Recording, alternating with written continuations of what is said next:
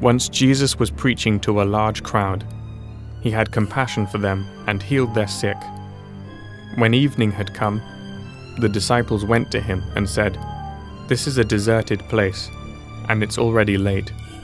Send the crowds away so that they can go into the villages and buy food for themselves."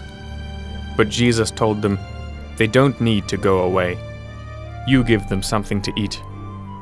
They told him, "We don't have anything here except 5 loaves of bread and 2 fish."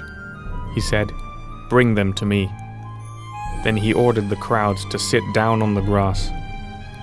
Taking the 5 loaves and the 2 fish, he looked up to heaven and blessed them. Then he broke the loaves in pieces and gave them to his disciples, and the disciples gave them to the crowds. All of them ate and were filled. Then the disciples picked up what was left of the broken pieces, 12 baskets full. Now those who had eaten were about 5,000 men, besides women and children.